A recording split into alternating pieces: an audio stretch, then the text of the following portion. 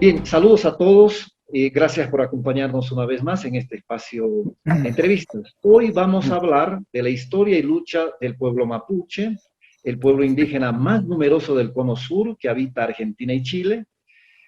Un dato, según el censo de 2017, 1.750.000, nos los aclarará nuestro invitado, según el censo chileno del año 2017, decíamos, se han declarado pertenecientes al pueblo mapuche. Eso significa un 10% de la población en Chile. El objetivo del programa es conocer la historia del pueblo mapuche, sus demandas, pero en el marco del proceso constituyente que este próximo 11 de abril elegirá representantes para hacer una nueva constitución en Chile. De eso vamos a hablar con nuestro invitado, Edgar Martínez. Le cedo la palabra y le mando un fuerte abrazo a Raúl, que está del otro lado. Buen día. Bueno, Edgar Martínez es un compañero que nació en el territorio mapuche, Gualmapu, que está comprometido con la causa del pueblo mapuche, que participa en una publicación que se llama Aukin y es antropólogo, en este momento está en México, en un lugar muy interesante que se llama Cherán. Hemos hecho algún programa desde Cherán y es un espacio también de autonomía, como lo son tantos espacios del mundo mapuche. Bueno, Edgar, todo el micrófono es tuyo para acercarnos a algunos retazos o algunos aspectos que consideres importantes de la historia, para primero ubicarnos en la historia del pueblo mapuche. Bien, Raúl, Mirko, un fuerte abrazo. Muchas gracias por la invitación. Bueno, en términos generales, yo creo que sería importante para las personas que no están muy ubicadas del territorio mapuche, de la historia mapuche, entender de que para la llegada de los españoles o de la conquista española en el siglo XVI, pues el pueblo mapuche era el pueblo más numeroso en el cono sur del continente. Esto no tan solo es una cuestión cuantitativa, sino que también el pueblo mapuche gozaba de una soberanía muy extendida en el sur del continente. A tal grado de que durante bastante tiempo las huestes españolas no lograron penetrar el sur y tuvieron y se vieron obligadas a instaurar lo que se ha denominado como los parlamentos, que son instancias políticas de negociación muy inéditas en la historia de la humanidad, a mi parecer, en donde el pueblo mapuche y los españoles se sentaban a dialogar sobre distintas cuestiones que tenían que ver con los límites territoriales. Y eso fue básicamente porque el pueblo mapuche resistió de manera muy característica la conquista española. Eh, podemos entender de que hasta finalizando el siglo XIX, el pueblo mapuche gozaba de soberanía en lo que se conoce como el Gualmapu o el territorio ancestral mapuche, ¿no? El Gualmapu abarca desde el sur de Chile y el sur de Argentina, trasciende la cordillera de los Andes, si bien siempre fue un límite territorial importante, pero trasciende la cordillera de los Andes, y cuando uno se refiere al Gualmapu, precisamente habla y hace referencia a este territorio ancestral que actualmente sigue existiendo por la lucha y la resistencia del pueblo mapuche, pero es importante de que hay esta idea de que el Gualmapu es también un territorio a recuperar, ¿no? Un territorio a seguir recuperando a través de los procesos de control y recuperación territorial.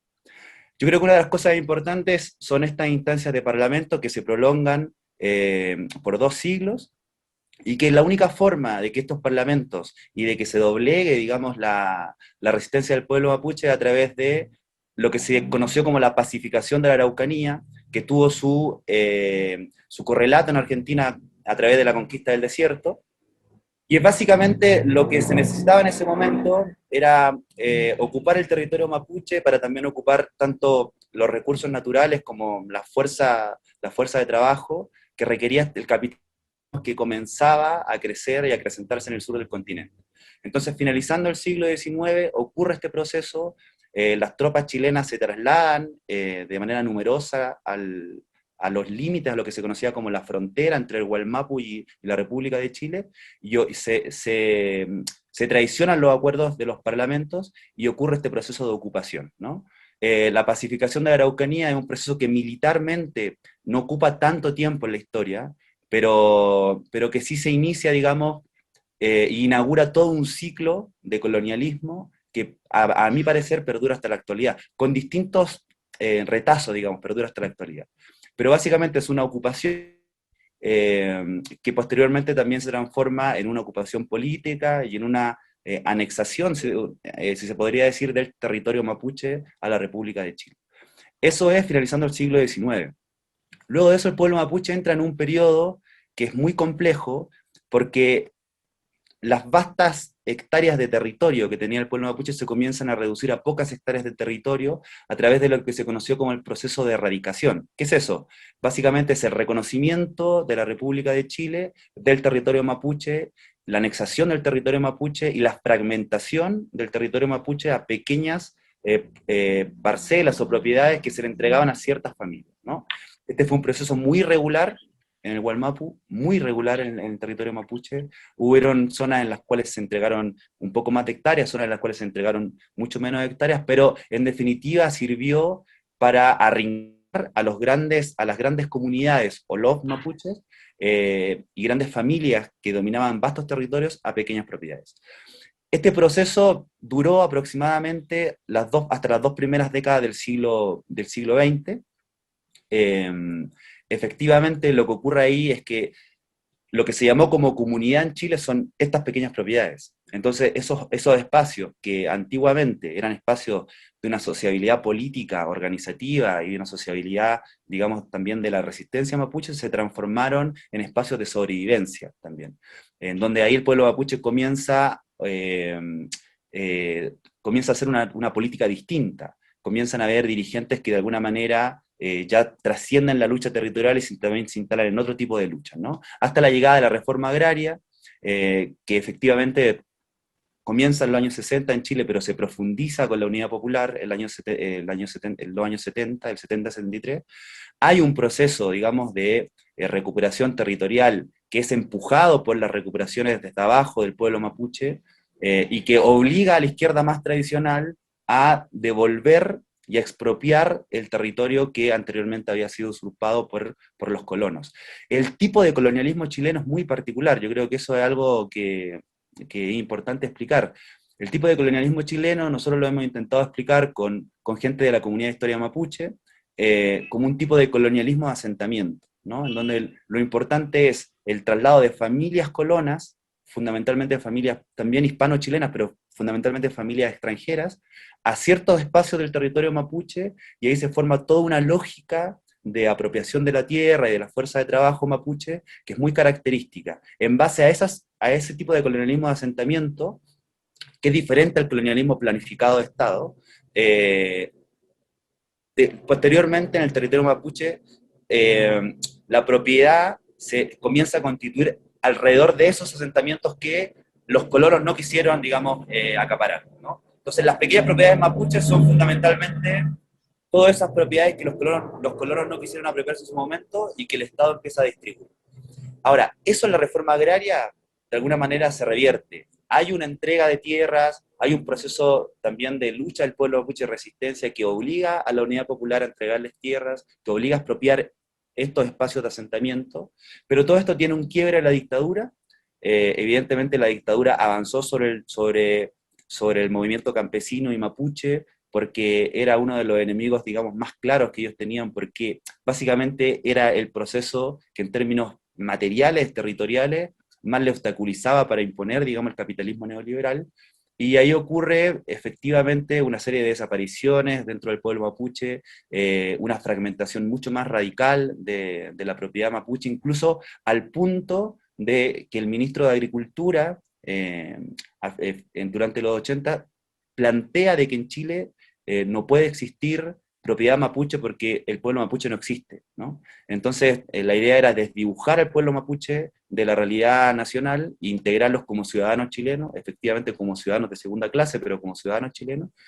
Cuestión que no se logra gracias también a la resistencia de ciertos procesos, pero a la vez porque esta fragmentación territorial lo que posibilita durante la dictadura es el avance de las forestales, ¿no? Y aquí comienza como y se inaugura, digamos, todo el ciclo más contemporáneo de la resistencia mapuche.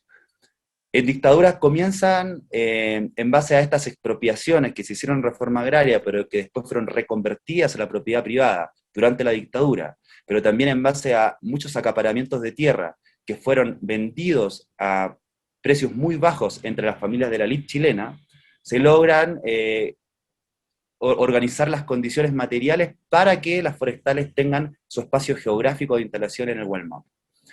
Esto es importante porque de alguna manera hay un antes y un después de la instalación del modelo forestal en Chile.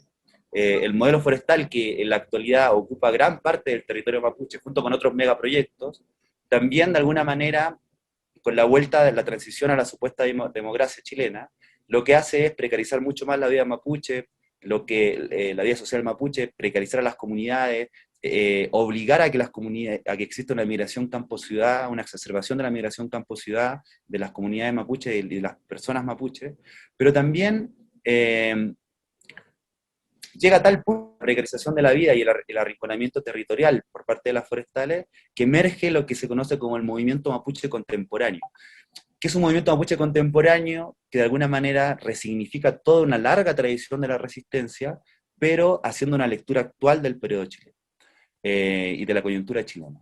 Se puede decir que el movimiento mapuche tiene un antes y un después también con la emergencia de la Coordinadora Arauco Mayeco, que es una organización que por primera vez se define abiertamente como anticolonial, anticapitalista, y reivindicando la tradición del Huaychán, que eso es muy importante, que es esta larga tradición de la resistencia, de la actividad guerrera mapuche, que se ocupó durante mucho tiempo para resistir a los españoles, pero que durante los 90 también se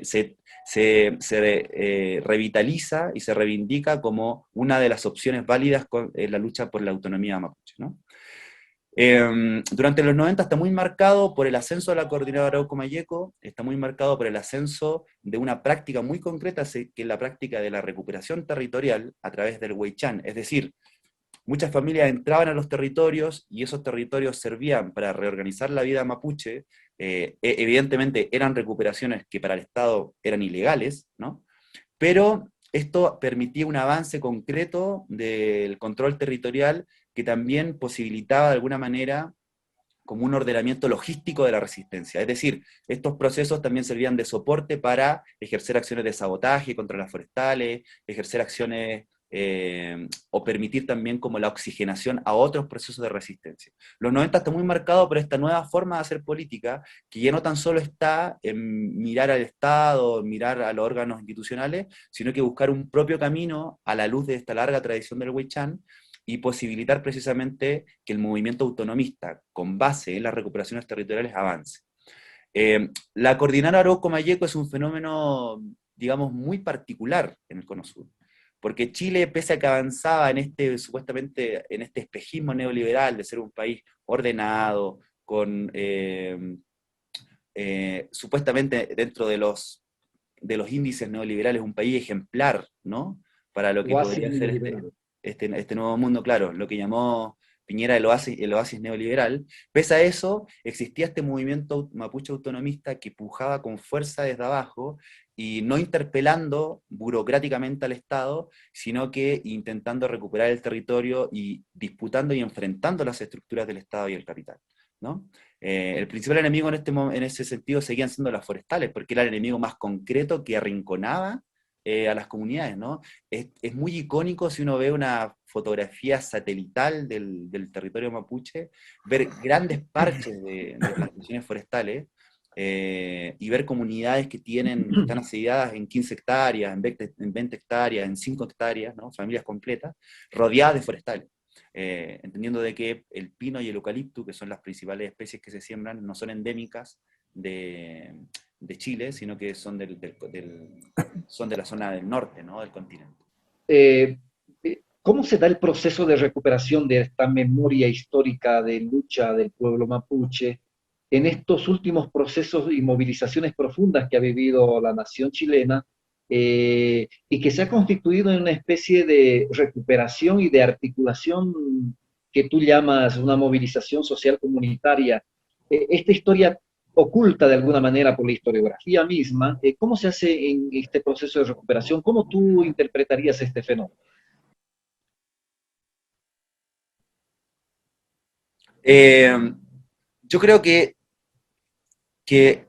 por ejemplo, la aparición de la Huenufoye, que es las dos banderas más emblemáticas del pueblo mapuche, una es la Huenufoye, que es esta bandera la más conocida, ¿no? La que tiene el cultrún amarillo al centro, y de la Huenulfe, que es la bandera azul, la bandera más asociada a la lucha territorial, Yo creo que la aparición, digamos, masiva de esta bandera en las manifestaciones eh, actuales o más contemporáneas después de la revuelta comunitaria popular chilena de octubre, yo creo que demuestra y es muy icónica en tanto este, esta pantalla neoliberal logra resquebrajarse, ¿no? Es decir, yo creo que es como, ese es un gesto que hace la gente desde las ciudades para hacerle entender, digamos, o para manifestar que realmente el pueblo mapuche, cuando todos pensaban de que Chile era el país, digamos, icónico del continente,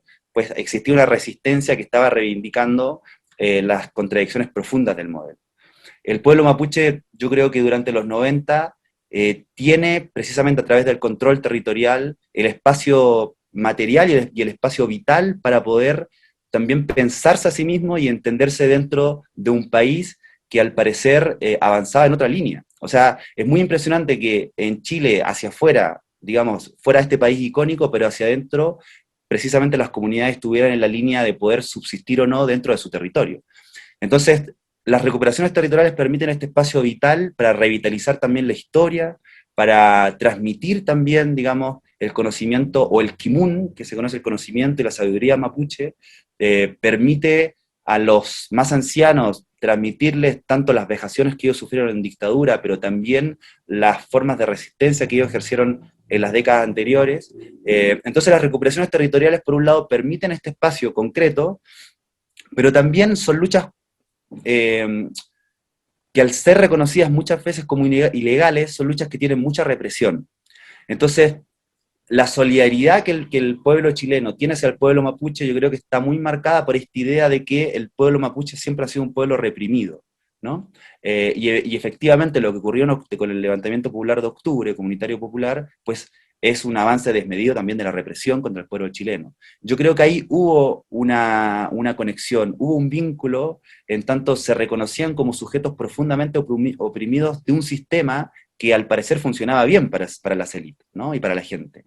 Entonces yo creo que de alguna manera, por un lado se da este avance durante los 90 y lo que va en la última década, se da este avance de las recuperaciones territoriales que permiten, digamos, esta consolidación del movimiento territorial mapuche autonomista, permite esta revitalización cultural, ¿no? Que es importante, permite sostener la resistencia en términos operativos incluso, ¿no? De recuperación de tierra, pero también eh, se enfrenta a un modelo de contrainsurgencia muy duro, a un modelo de contrainsurgencia muy agresivo, que avanza por un lado a través de la sofisticación, digamos, de los programas productivos y formando legitimidad territorial a través de estos programas vinculados a las forestales, pero por otro lado militarizando el Walmap, ¿no? Militarizando el territorio. Entonces yo creo que el pueblo chileno de alguna manera se da cuenta de eso, efectivamente hay un antes y un después también con la muerte de Catrillanca, de Camilo Catrillanca, hay una solidaridad profunda con la muerte de Camilo Catrillanca, tanto en las ciudades como también en el territorio, pero efectivamente yo creo que hay una solidaridad que se manifiesta a través de que la bandera, digamos, más representativa del levantamiento comunitario popular chileno era la bandera mapuche. O sea, eso no deja de decir que hay un reconocimiento tanto de la resistencia del pueblo mapuche, pero también hay un reconocimiento de que ambos pueblos estaban siendo duramente reprimidos, ¿no? En este proceso. La última pregunta, antes de entrar a la segunda parte de este diálogo, que es el más rico de nuestro formato, ¿cómo aprovechará, cuáles serán las demandas del pueblo mapuche, estas demandas históricas que las has definido muy bien, Edgar, territorialidad, autonomía, en este proceso constituyente que el pueblo chileno ha logrado aperturar a partir de sus movilizaciones? ¿Cómo crees que se dé esta discusión y esta sinergia que ya se ha dado en la movilización entre las demandas históricas del pueblo mapuche y las demandas históricas del pueblo chileno? ¿Cómo tú ves este proceso? Yo creo que eh, hay una tensión en básicamente lo que se conoce como la vía institucional de las demandas del pueblo mapuche y el movimiento mapuche autonomista con base territorial, ¿no? Yo creo que hay una tensión que, si bien es cierto, mediáticamente no ha sido una tensión, digamos, que ha causado un parteaguas, digamos, en el ámbito de los medios de comunicación, pero yo creo que hay una tensión. ¿En qué sentido? En que efectivamente es muy importante el contexto que se abre en Chile. Yo creo que no hay que desmerecerlo, yo creo que es un contexto que también estuvo marcado por los ritmos de la lucha y de la protesta, y por un ritmo de la protesta masivamente callejera también, eso no hay que olvidarlo. Es decir, por mucho tiempo durante el levantamiento comunitario popular, o la revuelta de octubre, pues no habían dirigentes claros, no había quien pudiera, a diferencia de otros movimientos, ser vocero del proceso, pero en un momento determinado, con los acuerdos que se toman, supuestamente por los acuerdos por la paz social, pues existe una reconfiguración de la protesta social y empiezan también a acordarse ciertas cosas, ¿no? Yo creo que para ese entonces el movimiento autonomista mapuche tenía en jaque a ciertas estructuras del Estado, porque después de la muerte de Catrillanca, los procesos de control territorial y recuperación territorial se exacerban de manera muy profunda. Es decir, hay procesos que se despliegan en distintas zonas del Gualmapu, ¿no? Que eran zonas que anteriormente no eran zonas caracterizadas por la movilización territorial, pero sí se despliegan de manera desmedida para el Estado.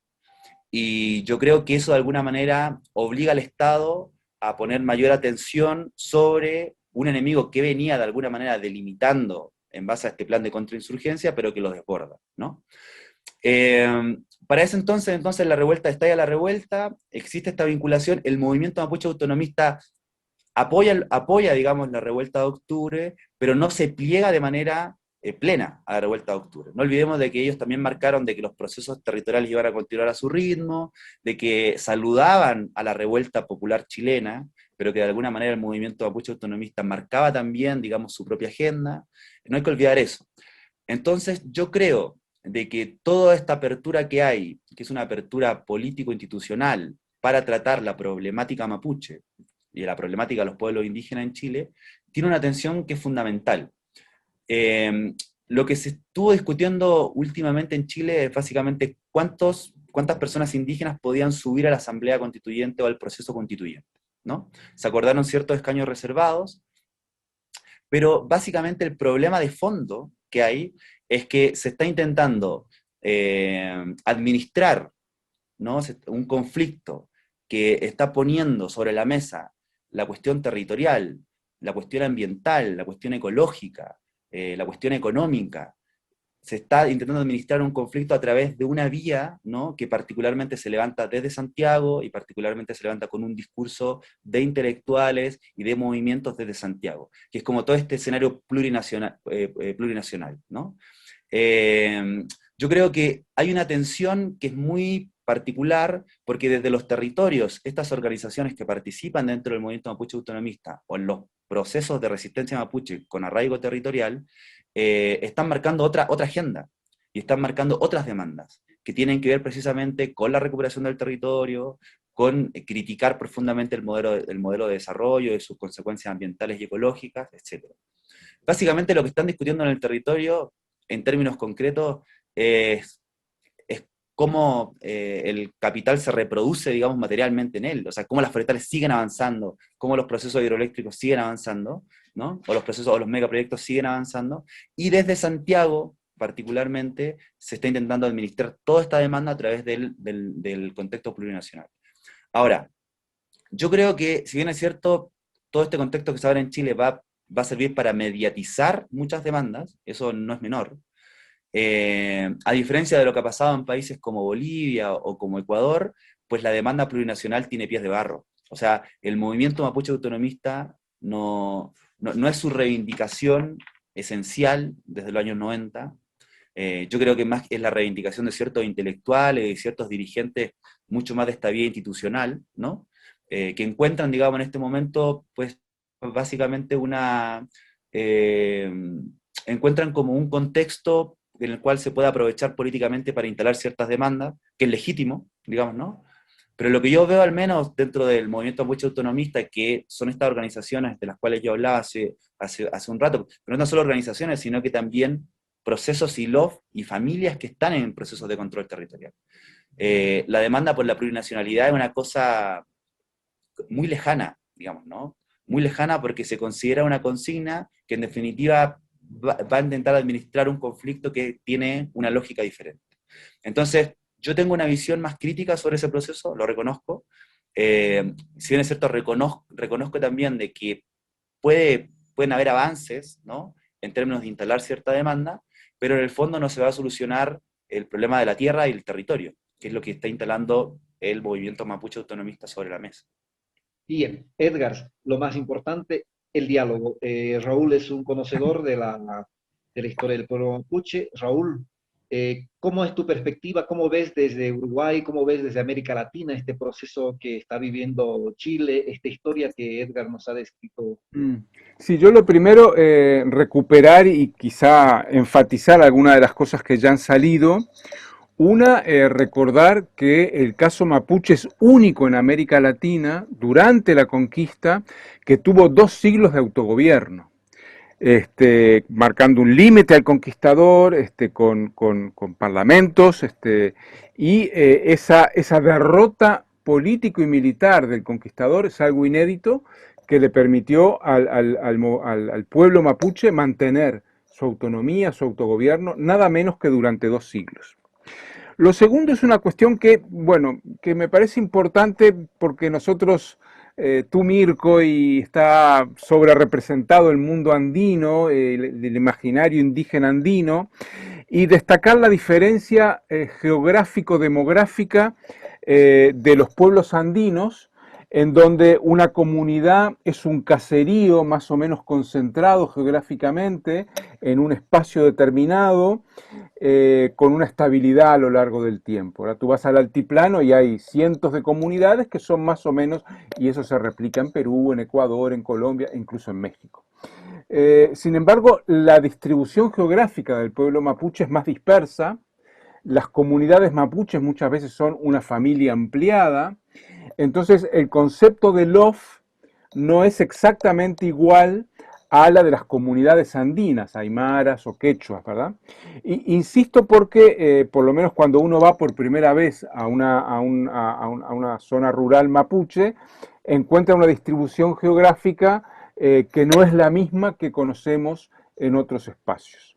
Eso ha sido incluso ventajoso para el pueblo mapuche por el tema de la dispersión geográfica y el combate, en concreto al colonizador español. Después ya con la República fue distinta. Y un tercer elemento es que salió indirectamente ahora con lo de la plurinacionalidad, es que en la historia mapuche no hay Estado.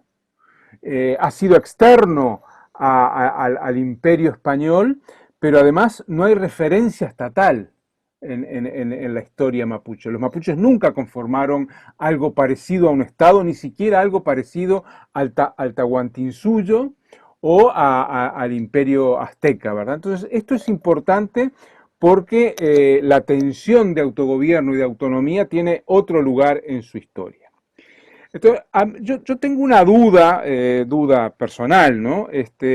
Por un lado, con la revuelta chilena se abren espacios nuevos. Por otro lado, aparece esta corriente que Edgar vos mencionabas de la plurinacionalidad. Justo aparece en Chile cuando entra en crisis en Ecuador y en Bolivia, ¿verdad? La construcción real de lo plurinacional. Pero a su vez hay como una doble velocidad, una pinza, ¿no? No sé cómo llamarla, en Wallmapu. Por un lado, un fortalecimiento de la represión con el anuncio reciente de Piñera de que va a ser aprobada una ley antiterrorista más dura, o sea, más represión, más control policial militar, más militarización. Y por otro lado, se abre a raíz de la plurinacionalidad, pero además de otros espacios, una tensión de muchas porciones del pueblo mapuche. No olvidemos que como en todo el mundo, la parte autonomista es minoritaria cuantitativamente, porque además una parte grande de los mapuches son urbanos y las voces son universitarias. Pero tenemos esta realidad de que por un lado se abren espacios, una parte del pueblo mapuche apoya a candidatos para ocupar esos escaños reservados, pero por otro lado aparece la tensión represiva. Ese doble juego, ¿cómo te parece que va a estar afectando al conjunto del pueblo mapuche en los próximos meses? Efectivamente,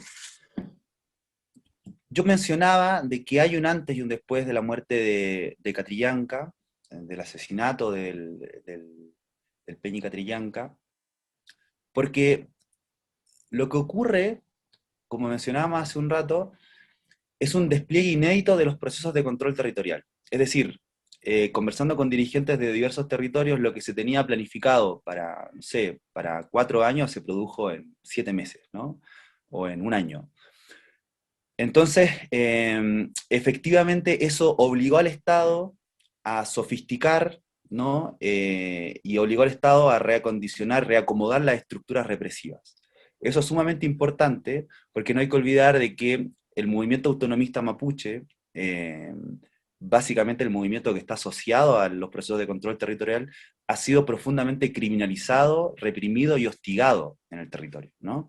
Yo creo que eso daría para un programa entero, digamos, explicar todas las vejaciones y todas las condenas irrisorias que hay, ¿no? Tanto por la ley marcial, la ley antiterrorista, pero también por los aparatos penales, digamos, de la ley chilena, civiles.